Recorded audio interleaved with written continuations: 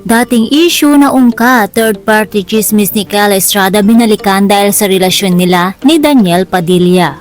Usap-usapan pa rin hanggang ngayon ang pangalan ng aktres na si Kyle Estrada sa social media, hindi lamang dahil sa balita na uugnay siya ngayon sa aktor na si Daniel Padilla, kundi dahil sa kanyang naging pahayag noon tungkol sa pagbabago at ikalawang pagkakataon. Kung matatandaan nga kamakailan ay nagkaroon siya ng isang panayam at nagbigay siya ng isang matapang na pananaw at ayon sa aktres, hindi raw dapat i-villainize ang mga nagkakamali kung may pagnanais naman sila magbago. Ang naturang statement ni Kyle ay mabilis na ikinonekta ng mga netizens sa ilang unconfirmed na issue na bumabalik sa social media.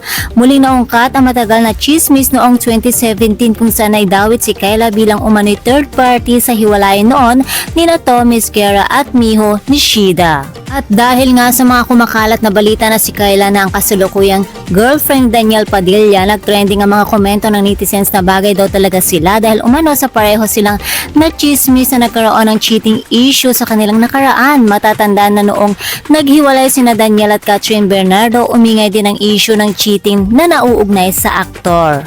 Gayunpaman, kinakailangan pa rin bigyang diin ang mga isyong ito ay nananatiling chismis, haka-haka at espekulasyon lamang na kumakalat sa social media at hindi pa kailanman opisyal na kinumpirma o inamin ni Kayla at Daniel.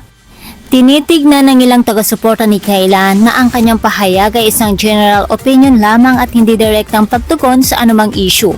Ngunit para naman sa mga netizens, lalo na sa mga nagpapakalat ng chismis, ang kanyang statement ay nagbigay ng sapat na konteksto sa kanilang mga ugnayan at nakaraan.